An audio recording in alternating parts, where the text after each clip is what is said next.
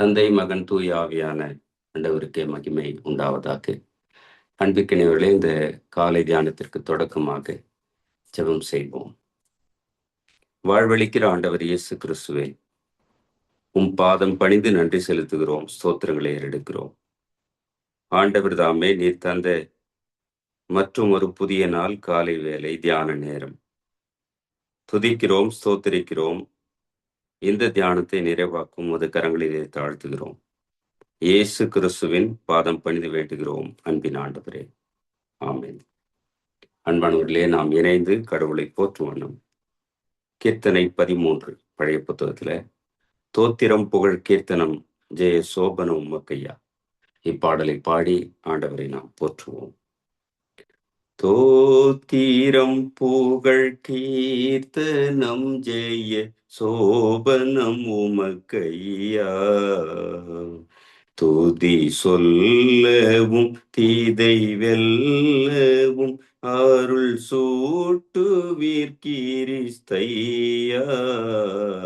தோத்திரம் புகழ் கீர்த்தனம் ஜெய சோபனம் உமக்கையா. கோத்திர வழி சிறந்த யோதனல் கொற்றவா தேவபாலா மனுவேலா மறை நூலா செங்கோலனு கோலா. கோத்தோத்திரம் புகழ் கீர்த்தனம் ஜெய சோபனம் உமக்கையா.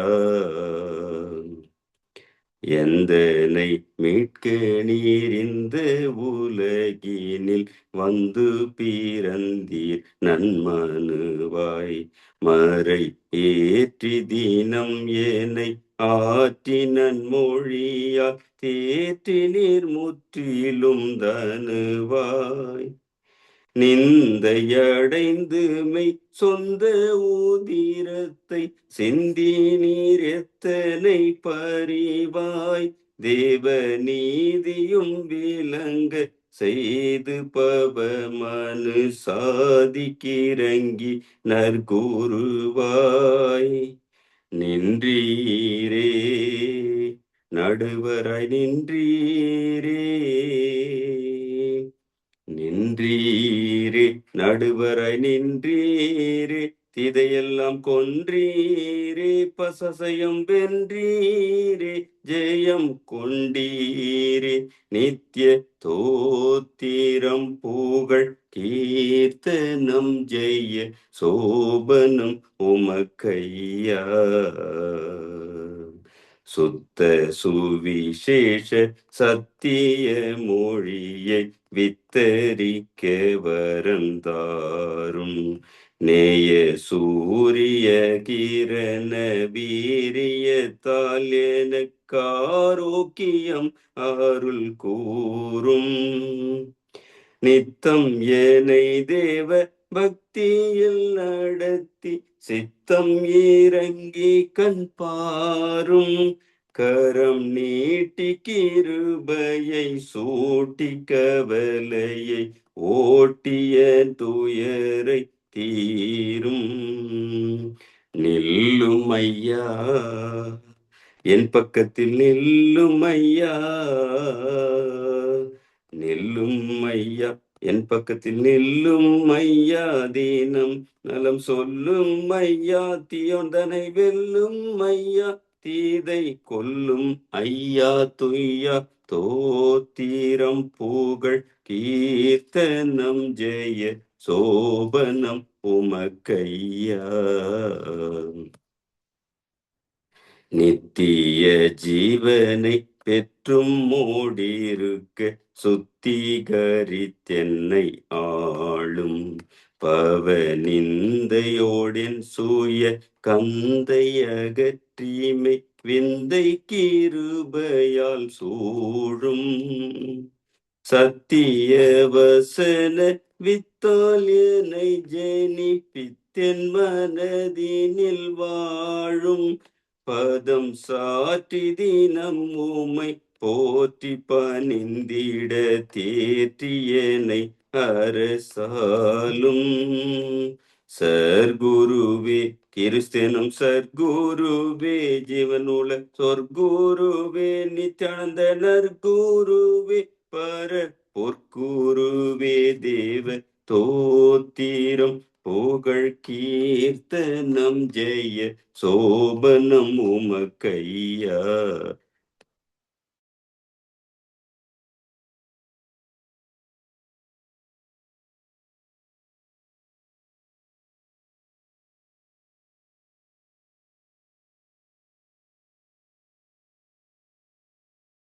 சோபனம் உமக்கையா. பெரியமானவர்களே, நம்மை தாழ்த்துவோம், தாழ்த்தி ஜெபம் செய்வோம். அன்பின் ஆண்டவர் இயேசு கிறிஸ்துவே, உம் பாதம் பணிந்து நன்றி செலுத்துகிறோம், ஸ்தோத்திரங்களை ஏறெடுக்கிறோம். எங்களை தாழ்த்தி உம் கரங்களில் ஒப்பு கொடுக்கிறோம். எங்கள் குற்றங்களை மன்னித்தும் உமது பிள்ளைகளாக ஏற்று வழிநடத்தும். நன்மையும் கிருபையும் தொடரட்டும்.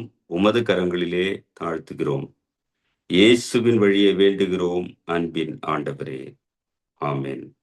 நாம் இணைந்து கர்த்தருடைய ஜெபத்தை ஏறெடுப்போம். பரமண்டலங்களுக்கு எங்கள் பிதாவே, உம்முடைய நாமம் பரிசுத்தப்படுவதாக, உம்முடைய ராஜ்யம் வருவதாக, உம்முடைய சித்தம் பரமண்டலத்திலே செய்யப்படுவது போல பூமியிலேயும் செய்யப்படுவதாக. அன்றன்றுள்ள எங்கள் அப்பத்தை எங்களுக்கு இன்று தாரும். எங்களுக்கு விரோதமாய் குற்றம் செய்கிறவர்களுக்கு நாங்கள் மன்னிக்கிறது போல எங்கள் குற்றங்களை எங்களுக்கு மன்னியும். எங்களை சோதனைக்குள் பிரவேசிக்க பண்ணாமல் தீமையினின்று எங்களை ரட்சித்துக் கொள்ளும். ராஜ்யமும் வல்லமையும் மகிமையும் என்றென்றைக்கும் உம்முடையவைகளே. ஆமென். அன்பானவர்களே, இந்த காலை தியானத்திற்கான திருமறை பாடத்தை நாம் படிக்க கேட்போம்.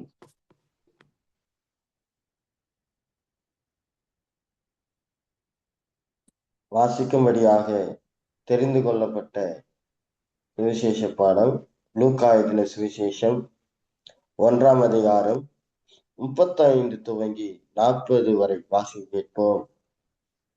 தேவதூதன் அவளுக்கு பிரதித்திரமாக, பரிசுத்த ஆவி உன்மேல் வரும், உன்னதமானுடைய பலம் உன்மேல் நிழலிடும். ஆதலால் உன்னிடத்தில் பிறக்கும் பரிசுத்தம் உள்ளது தேவனுடைய குமாரன் என்னப்படும். இதோ உனக்கு இணைத்தாளாய் இருக்கிற எலிசபெத்தும் தன் முதிர் வயதிலே ஒரு புத்திரனை கர்வம் தரித்திருக்கிறார். மலடி எண்ணப்பட்ட அவளுக்கு இது 6ஆம் மாதம். தேவனாலே கூடாத காரியம் ஒன்றுமில்லை என்றார்.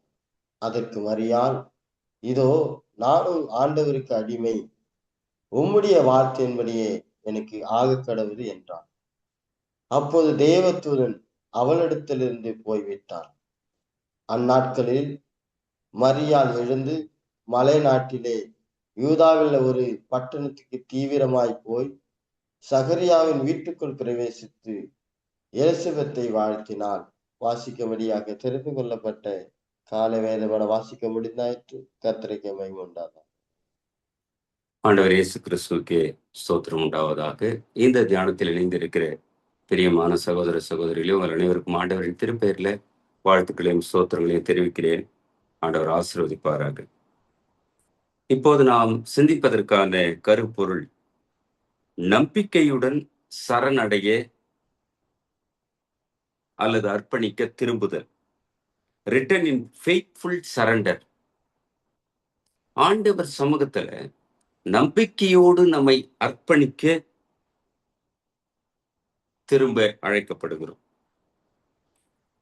இங்கே மரியாள் எப்படி தன்னை அர்ப்பணித்தார் என்பதை மிக குறிப்பிட்டு அங்கே சொல்லுவதை நாம் பார்க்கிறோம். மரியாள் ஒரு தாழ்நிலையில ஆண்டவரின் பணியை செய்து கொண்டிருக்கிறார். அந்த நாட்களிலே மெஸ்ஸியா வருவார் என்று காத்திருந்த காலச்சூழல். என் வழியாக மெஸ்ஸியா தோன்றுவாரா, பிறப்பாரா என்று அநேக பெண்கள் காத்திருந்த நிலைமை. இன்னும் குறிப்பிட்டு சொல்லுகிறார்கள், அநேக பெண்கள் திருமணமாகாமல் காத்திருந்தார்கள். ஏனென்றால் அங்கே தீர்க்கர்கள் சொன்னபடி கன்னி வயிற்றிலே தான் மெசியா பிறப்பார் என்று. எனவே திருமணம் ஆகாமலே பெண்கள் அநேகம் பேர் வயது முதிர்ந்தவர்களாய் போன காலம் உண்டு என்று சொல்கிறார்கள். அப்படிப்பட்ட காலகட்டத்திலே தான் தாழ்நிலையில் இருந்த மரியாளுக்கு ஆண்டவரின் கிருபை கிடைக்கிறது. மரியாளுடைய பெற்றோர் யோயாக்கீம், அன்னாள். அவர்களுக்கு பிள்ளை இல்லை. அப்போ எருசலேம் ஆலயத்திலே சென்று தேவாலயத்திலே ஜெபிக்கிறார்கள். ஆண்டவரே, எங்களுக்கு ஒரு குழந்தை பெற்றை தாரும், நாங்கள் அந்த குழந்தையை உமக்கென்றே பணி செய்ய ஒப்பு கொடுக்கிறோம் என்று ஜெபிக்கிறார்கள். கர்த்தர் அந்த ஜெபத்தை கேட்கிறார். அவர்களுக்கு ஒரு பிள்ளையை தருகிறார். அந்த பிள்ளை பெண் பிள்ளையாக போகிறது. அந்த பெண் பிள்ளை தான் மரியாள். அந்த பிள்ளையை எருசலேம் தேவாலயத்தில வேலை செய்யும்படியாய் விட்டு விடுகிறார்கள். அப்படிப்பட்ட அடிமை நிலையில, தாழ் நிலையில, யாதுமற்ற நிலையில இருந்த மரியாளுக்கு கடவுளின் கண்களிலே கிருபை கிடைத்தது. மிக திரளான அல்லது பெரும் கூட்ட பெண்கள் எதிர்பார்த்த காலச்சூழலிலே ஆண்டவர் மரியாளை கண்ணோக்கி பார்த்தார். அந்த தாழ்நிலையை, அந்த திக்கற்ற நிலையை, அந்த ஏழ்மை நிலையை கண்டறிந்த ஆண்டவர் மரியாளோடு இடைப்படுகிறார். கேப்ரியேல் தூதன் சொல்லுகிறார், நீ கருவுற்று ஒரு மகனை பெற்றெடுப்பாய், அவர்தான் உலக மெசியாவாக இந்த காலத்தில அவர் பிறக்கப் போகிறார் என்ற செய்தி சொல்லப்படுகிறது. அந்த 35ஆம் வசனத்துல, தேவதூதன் அவளுக்கு பிரதித்திரமாக, பரிசுத்தாவி உன்மேல் வரும், உன்னதமானவருடைய பலம் உன்மேல் நிழலிடும், ஆதலால் உன்னிடத்தில் பிறக்கும் பரிசுத்தம் உள்ளது தேவனுடைய குமாரன் எனும். உன்னிடத்துல பிறக்க போகிற குழந்தை அது தேவகுமாரனாக, மெஸ்ஸியாக, உலக இரட்சகராக அவர் பிறக்கப் போகிறார் என்று மரியாளுக்கு சொல்லப்பட்ட வார்த்தையை அவர் ஏற்றுக்கொள்கிறார். அதுல 38ஆம் வசனத்துல, அதற்கு மரியாள், இதோ நான் ஆண்டவருக்கு அடிமை, உம்முடைய வார்த்தையின்படியே எனக்கு ஆக கடவது என்றார். அப்பொழுது தேவதூதன் அவளிடத்திலிருந்து போய்விட்டார். நான் ஆண்டவருக்கு அடிமை. அந்த அந்த முழுவதுமான அர்ப்பணிப்பான பதிலை அல்லது ஜெபத்தை பாருங்கள். நீங்க சொன்னது நடக்கட்டும், நான் ஆண்டவருக்கு அடிமையா இருக்கிறேன் என்று சொல்லி மரியாள் தன்னை தாழ்த்தி தருகிறார். அதனால்தான் அங்கே கேப்ரியேல் தூதன் சொல்லுகிறார், இது முதல் உன்னை பாக்கியவதி சொல்வார்கள், பாக்கியவதி என்று சொல்வார்கள். நீ சந்ததிகளுக்குள்ளாய் ஆசீர்வதிக்கப்பட்ட பெண்ணாயிருப்பாய். ஏனென்றால் மெஸ்ஸியாவை, இயேசு கிறிஸ்துவை, உலக இரட்சகரை நீ பெற்றெடுத்து அந்த நிறைவை பெற்றுக்கொள்ளப் போகிறார். உன்னுடைய அந்த அடிமையின் தாழ்நிலையை கர்த்தர் கண்ணோக்கி பார்த்திருக்கிறார் என்ற செய்தியெல்லாம் அந்த லூக்கா 1 அதிகாரத்துல போகிறது. அன்பானவர்களே, சிந்திக்கலாம். இந்த லெந்து நாட்களிலே கர்த்தர் நம்மையும் கண்ணோக்கி பார்க்கிறார். தாழ்நிலையில இருக்கலாம். நம்மை தாழ்த்துகிற பொழுது ஆண்டவர் நம்மிடையே செயல்படுகிறவர். தன்னை தாழ்த்துகிறவன் உயர்த்தப்படுவான் என்று சொல்லப்பட்டிருக்கிறது.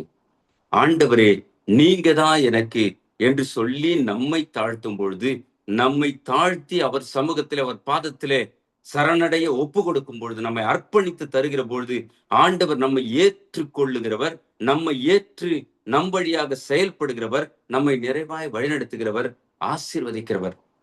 அதிலே கொஞ்சமும் சந்தேகம் இல்லை. மரியாளுடைய வாழ்வு எப்படி ஒரு தாழ்நிலையிலே அடிமை வேலையை எருசலேம் தேவாலயத்திலே செய்து கொண்டிருந்த அவருடைய வாழ்விலே ஒரு பெரிய மாற்றம். உலகளாவிய எல்லா சபைகளிலும் மரியாதை குறித்து, மரியாதை போற்றி பாடுகிற நிலைமை. காரணம், உலக இரட்சகரை பெற்றெடுத்தவர், உலக இரட்சகரை அவர் வளர்த்தெடுத்தவர். இதெல்லாம் நாம் சிந்திக்க வேண்டும், ஆண்டவருக்கு நன்றி செலுத்த வேண்டும். மரியாளுடைய பெற்றோர் யோயாக்கீம், அன்னாள், அவருடைய வாழ்வு கசந்த வாழ்வு. தங்களுக்கு குழந்தை பேர் இல்லை என்ற நிலையிலே, அந்த தாழ்மை நிலையிலே, அந்த அடிமை நிலையிலே, அந்த வெறுமனே இருந்த வாழ்க்கையிலே ஆண்டவரை நோக்கி பார்த்தார்கள், பாரத்தோடு ஜெபித்தார்கள். கர்த்தர் கட்டளையிட்டார், அவர்களை ஆசீர்வதித்தார். அந்த ஆண்டவர் நம்மோடு இருக்கிறார். எனவே இந்த லெந்து நாட்களிலே, ஆண்டவரே, என்னோடு எங்களோடு நீங்க இடைப்படுங்கய்யா, எங்கள் உள்ளத்திலே இல்லத்திலே நீங்க செயல்படுங்க என்று நம்மை தாழ்த்தும் பொழுது, நம்மை அர்ப்பணித்து ஒப்பு கொடுக்கும் பொழுது, கர்த்தர் நம் வழியாக மகத்தானதை செய்வார். டிவைட் லைமன் மூடி என்று சொல்லக்கூடிய டிஎல் மூடி 1837 அமெரிக்க தேசத்துல பிறந்தவர். டிஎல் மூடி என்கிற ஊழியரை குறித்து நமக்கு தெரியும்.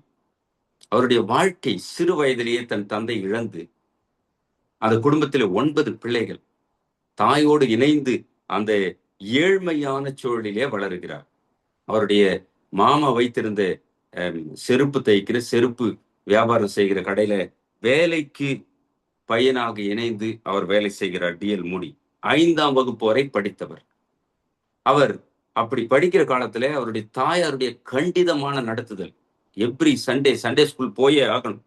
அப்படி போகிற பொழுது ஒரு நாள் சண்டே ஸ்கூல் டீச்சர் யோவான் நற்செய்தியில இருந்து செய்தியை பிள்ளைகளுக்கு சொல்றாங்க, பிரசங்கம் பண்றாரு. அப்ப யோவான் சுவிசேஷ புத்தகத்தை பழைய ஏற்பாட்டில் தேடி இருக்காரு டிஎல் மூடி. எனவே அந்த ஆசிரியருக்கு ஒரு கரிசனை, இந்த பிள்ளைக்கு யோவான் புதிய ஏற்பாட்டில் இருப்பது தெரியலையே, பழைய ஏற்பாட்டில் தேடுறான்னு சொல்லி அந்த சண்டே ஸ்கூல் முடிந்த பிறகு அடுத்த திங்கட்கிழமையிலேயே வேலை செய்யற இடத்துக்கே போயிருக்காரு டிஎல் மூடியை தேடி. அங்கே சென்று அவரோடு உட்கார்ந்து ஆண்டவர் இயேசுவை குறித்து கொஞ்சம் கொஞ்சமாக சொல்லுகிறார். தமது 18ஆம் வயதில டிஎல் மூடி ரட்சிப்படைகிறார். ஆண்டவருக்கென்று தன் வாழ்வை ஒப்பு கொடுக்கிறார். தொடர்ந்து ஆண்டவருடைய ஊழியத்தை செய்ய தான் அர்ப்பணிக்கிறார். அவர் சண்டே ஸ்கூல் தொடங்குகிறார். அதோடு நற்செய்தி ஊழியத்தை செய்ய ஆரம்பிக்கிறார் டிஎல் மூடி அவர்கள். சண்டே ஸ்கூல்ல ஒரு ஆண்டிலேயே 650 பிள்ளைகள் அவர் நடத்திய சண்டே ஸ்கூல்ல இணைந்தார்கள் என்று சொல்லப்படுகிறது. அவர் நடத்திய சண்டே ஸ்கூலுக்கு முன்னாள் அதிபர், அமெரிக்க அதிபர் ஆபிரகாம் லிங்கன் அவர்கள் சென்று பார்வையிட்டு அந்த பிள்ளைகளோடு இணைந்து அவர்களுக்கான செய்தியையும் கொடுத்தார் என்று சொல்லப்படுகிறது. 1864ஆம் ஆண்டு ஒரு சொந்த சபையை டிஎல் மூடி அவர்கள் நிறுவியுள்ளார். அவருடைய வாழ்க்கை பயணத்துல 10 லட்சம் மைல் தூரத்திற்கு மேல் பயணம் செய்து ஊழியத்தை செய்திருக்கிறார். ஆங்காங்கே மிகப்பெரிய கன்வென்ஷன் கூட்டங்கள். 1897 ஒரு வேதாம கல்லூரியை தொடங்கி இருக்கிறார். 1 கோடி மக்களுக்கு மேலாக நற்செய்தியை அறிவித்திருக்கிறார். உலக நாடுகளிலே அவர் பிரசித்தி பெற்ற ஊழியர். 19ஆம் நூற்றாண்டிலே நமக்கு தெரியும், ஒரு உலக பிரசித்தி பெற்ற ஊழியர் டிஎல் மூடி அவர்கள். இங்கிலாந்து தேசம் முழுமையும், அமெரிக்க தேசம் முழுமையும், உலக நாடுகளிலே அநேக இடங்களிலே அவருடைய நற்செய்தி கூட்டங்கள் வழியாக திரளான மக்கள் ஆண்டவர் இயேசுவை அறிந்து ஏற்றுக்கொண்டார்கள் என்று அவர் வாழ்க்கையிலே சொல்லிக்கொண்டே செல்லப்படுது. அன்பானவர்களே, நாம் சிந்திக்கலாம். இந்த வேளையில 5ஆம் வகுப்பு வரை படித்த ஒரு ஏழ்மை வாழ்விலே இருந்த டிஎல் மூடி அவர்கள் வழியாக உலக நாடுகள் அனைத்திலும் ஆண்டவருடைய நற்செய்தி, ஆண்டவருடைய ஊழியம் சென்று சேர்ந்தது என்பது நமக்கு முன்பாக இருக்கிற சாட்சி.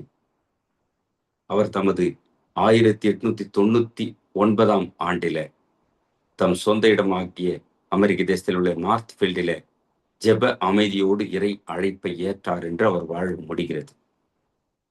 நாம் சிந்தித்து பார்க்கலாம். அவரை குறித்து சொல்லும் பொழுது அவர் கையில எப்படி பார்த்தாலும் ஒரு 20 பைபிள் எப்பயுமே இருக்கு. அவர் எப்பொழுதும் தன்னோடு ஒரு பைபிளை வைத்து அவர் படித்து நேசிப்பாராம். வேதாகம நண்பன் என்று டிஎல் மூடி அவர்களை சொல்லுகிறார்கள். நாம் சிந்தித்து பார்ப்போம். இந்த லெந்து காலத்துல தாழ்நிலையில் இருந்த மரியாளை கண்ணோக்கி பார்த்த ஆண்டவர், அவர் வழியாக உலக இரட்சகர் இயேசு பிறந்தார்.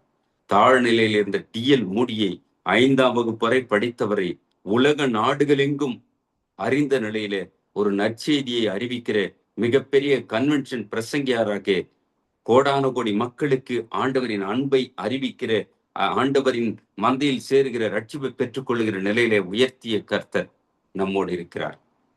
நம்முடைய தாழ்விலே நம்மை உயர்த்துகிறவர், நம்முடைய குறைவிலே நிறைவை தருகிறவர். நாம் செய்ய வேண்டியது, ஆண்டவரே உம்மிடத்தில் நான் சரணடைகிறேன், உம்மிடத்திலே என்னை அர்ப்பணித்து ஒப்பு கொடுக்கிறேன், என்னை தாழ்மைப்படுத்திக் கொள்கிறேன், உம் சமூகத்தில் என்னை தாழ்த்தி ஒப்பு கொடுக்கிறேன் என்று நாமும் வேண்டும் பொழுது கர்த்தர் நம் வழியாக மகத்தானதை மேலானதை செய்கிறவர். அவர் மாறாத தெய்வம், அவர் வாக்கு மாறாத கர்த்தர். எனவே சிந்திப்போம், நம்மை தாழ்த்துவோம், ஆண்டவர் நம்மையும் ஆசீர்வதிப்பார். இந்த திருவார்த்தைகளை நமக்கு நிறைவாக்கி தருவாராக. இந்த வேளையிலே நாம் இணைந்து அப்போஸ்தலருடைய விசுவாச அறிக்கையை ஏறெடுப்போம். வானத்தையும் பூமியும் படைத்த சர்வ வல்லமையுள்ள பிதாவாகிய தேவனை விசுவாசிக்கிறேன். அவருடைய ஒரே குமாரனாகிய நம்முடைய நாதர் இயேசு கிறிஸ்துவை விசுவாசிக்கிறேன். அவர் பரிசுத்த ஆவியினாலே கன்னி மறையறுத்து உட்பவித்து பிறந்தார். பொந்தியு பிலாத்துவின் காலத்தில் பாடுபட்டு சிலுவையில் அறையுண்டு மரித்து அடக்கம் பண்ணப்பட்டு பாதாளத்தில் இறங்கினார். 3ஆம் நாள் மரித்தோரிடத்திலிருந்து எழுந்தள்ளினார். பரமண்டலத்துக்கு ஏறி சர்வ வல்லமையுள்ள பிதாவாகிய தேவனுடைய வலது பரிசில வீற்றிருக்கிறார். அவ்விடத்திலிருந்து உயிருள்ளோரையும் மரித்தோரையும் நியாயத்திற்கு வருவார். பரிசுத்த ஆவியை விசுவாசிக்கிறேன். பொதுவாயிருக்கிற பரிசுத்த சபையும் பரிசுத்தவானுடைய ஐக்கியமும் பாவ மன்னிப்பும் சரீரம் உயிர்த்தெழுதலும் நித்திய ஜீவனும் உண்டென்று விசுவாசிக்கிறேன். ஆமென். அன்பானவர்களே, தொடர்ந்து துதிப்பாடல்ல 63வது பாடல், வருவாய் தருணம் இதுவே அழைக்கிறாரே வல்ல ஆண்டவர் இயேசு வண்டே. இந்த பாடலை நாம் ஆண்டவரை துதித்து பாடுவோம். வருவாய் தருணமிதுவே அழைக்கிறாரே வல்ல ஆண்டவர் இயேசு வண்டை. வருவாய் தருணமிதுவே அழைக்கிறாரே வல்ல ஆண்டவர் இயேசு வண்டை. வாழ்நாளை எல்லாம் வீணாலாய் வருத்தத்தோடே கழிப்பது ஏன்? வாழ்நாளை எல்லாம் வீணாலாய் வருத்தத்தோடே கழிப்பது ஏன்? வந்தவர் பாதம் சரணடைந்தால் வாழ்வித்து உன்னை சேர்த்து கொள்வார். வருவாய் தருணமிதுவே அழைக்கிறாரே வல்ல ஆண்டவர் இயேசு வண்டை. கட்டின வீடும் நீலம் பொருளும் கண்டிடும் ஊற்றார் உறவினரும். கட்டின வீடும் நீலம் பொருளும் கண்டிடும் ஊற்றார் உறவினரும். கூடுவிட்டு உன் ஆவி போனால் கூட உன்னோடு வருவதில்லை. வருவாய் தருணமிதுவே அழைக்கிறாரே வல்ல ஆண்டவர் இயேசு வண்டை. அழகு மாயை நிலைத்திடாதே, அதை நம்பாதே மயக்கிடுமே. அழகும் மாயை நிலைத்திடாதே, அதை நம்பாதே மயக்கிடுமே. மரணமோர் நாள் சந்திக்குமே, மறவாதே உன் ஆண்டவரை. வருவாய் தருணமிதுவே அழைக்கிறாரே வல்ல ஆண்டவர் இயேசு வண்டை. வானத்தின் கீழே பூமி மேலே வானவர் இயேசு நாமம் அல்லால். வானத்தின் கீழே பூமி மேலே வானவர் இயேசு நாமம் அல்லால். ரட்சிப்படைய வழி இல்லையே, ரட்சகர் இயேசு வழி அவரே. வருவாய் தருணமிதுவே அழைக்கிறாரே வல்ல ஆண்டவர் இயேசு வண்டை. தீராத பாவம் வியாதியையோ மாறாத உந்தன் பலவீனமோ. தீராத பாவம் வியாதியையோ மாறாத உந்தன் பலவீனமோ. கோர குருசில் சுமந்து தீர்த்தார் காயங்களால் நீ குணமடைய. வருவாய் தருணமிதுவே அழைக்கிறாரே வல்ல ஆண்டவர் இயேசு வண்டை. வல்ல ஆண்டவர் இயேசு வண்டை. பிரியமானவர்களே, நிறைவாக ஜெபித்து நாம் ஆசீர்வாதத்தோடு முடிக்கலாம். அன்பு நிறைந்த ஆண்டவர் இயேசு கிறிஸ்துவே, உம் பாதம் பணிகிறோம், நன்றி செலுத்துகிறோம், ஸ்தோத்திரங்களை எடுக்கிறோம். கடந்து வந்த பாதைகளில் எங்கள் உடனிருந்த அன்பு தெய்வமே, தாயும் தந்தையுமாக ஒவ்வொரு நாளும் செயல்படுகிறவரே, உமக்கு ஸ்தோத்திரங்களை ஏறெடுக்கிறோம் ஐயா. உமக்கு துதிகளை ஏறெடுக்கிறோம் சாமி. ஆண்டவரே, இந்த நாள்ல காலை வேளையிலே நாங்கள் ஒன்றிணைந்து உம் சமூகத்திலே காத்திருந்த நேரத்தை எங்களுக்கு நிறைவாக்கினீரே, ஆசீர்வதித்திரே. கோடா கோடி ஸ்தோத்திரங்களை ஏறெடுக்கிறோம் ஐயா. இந்த கூடுகையில இணைந்திருக்கிற உமது மக்கள் ஒவ்வொருவரையும் கண்ணோக்கி பாரும். அவருடைய உள்ளங்களில் இருக்கிற விண்ணப்பங்கள், வேண்டுதல் எல்லாம் வாய்க்க செய்யும். நீரே எங்கள் அமைதியை தருகிற தெய்வம். உம் பாதத்தில் எங்களை அர்ப்பணித்து ஒப்பு கொடுக்கிறோம் ஐயா. ஆண்டவரே, நீங்க எங்களோடு இருக்கும் பொழுது எங்களுக்கு வாழ்வு நிலை எல்லா நேரத்திலும் ஆசீர்வாதமாய் இருக்கும் என்று உம்மை நோக்கி வேண்டுகிறோம். ஆண்டவருடைய கரம் உம் மக்களோடு இடைப்படட்டும் சுவாமி. ஆண்டவரே இயேசுவே, உமது மக்களோடு நீங்க செயல்படுங்க. ஒவ்வொருவர் உள்ளத்திலும் இல்லத்திலும் கர்த்தருடைய கரம் செயல்படட்டும். உம்மை நோக்கும் பொழுது, உம் சமூகத்திலே ஜெபிக்கும் பொழுது கர்த்தர் இறங்குகிறீர், பதில் கொடுக்கிறீர், ஆசீர்வதிக்கிறீர். அன்றைக்கு தாழ்நிலையில் இருந்த மரியாதை கண்ணோக்கி பார்த்தவர், டிஎல் மூடி ஐயா அவர்களை கண்ணோக்கி பார்த்தவர். கர்த்தர் அவர்கள் வழியாக பெரிய காரியங்களை செய்தவர். எங்களோடு இருக்கிறீர், நன்றி செலுத்துகிறோம், எங்களை தாழ்த்துகிறோம், கரத்தில் ஒப்பு கொடுக்கிறோம். நீர் பொறுப்பெடுத்துக் கொள்ளும். ஆண்டவர் இயேசுவே, நீர் தாமே இந்த காலச்சூழல அமைதி அருளும்படியாய் கூட வேண்டுகிறோம். உலக நாடுகளிலே இருக்கிற இந்த அமைதியற்ற சூழல் மாறட்டும், போர் எல்லாம் நீங்கட்டும், சமாதானம் உண்டு பண்ணணும். உம்மாலே கூடும், உம் கரத்தையே நோக்கி பார்க்கிறோம். இப்போதும் இந்த தியானத்துல இணைந்திருக்கிற ஒவ்வொருவரையும் மீண்டுமாயும் கரத்துல தாழ்த்தி தருகிறோம். நீரே பொறுப்பெடுத்துக் கொள்ளும், எல்லா தேவைகளையும் சந்தியும். கர்த்தருடைய கரம் மக்களோடு சூழ்ந்து கொள்ளட்டும், ஆசீர்வதியும்.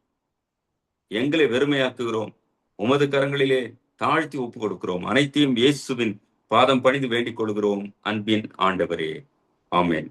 என் ஆத்துமாவே கர்த்தரை ஸ்தோத்திரி, என் முழுமையுடைய பரிசுத்த நாமத்தை ஸ்தோத்திரி. என் ஆத்துமாவே கர்த்தரை ஸ்தோத்திரி, அவர் செய்த சகல உபகாரங்களை மறவாதே. ஆமேன்.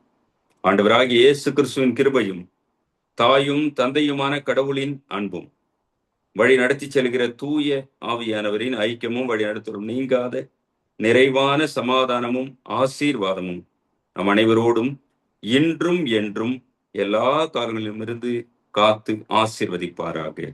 ஆமென். அன்பிற்கினியவர்களே, ஆண்டவரின் திருப்பெயரிலே வாழ்த்துக்களையும் ஸ்தோத்திரங்களையும் தெரிவிக்கிறேன். கடவுள் தாமே ஆசீர்வதிப்பாராக. ஆமென்.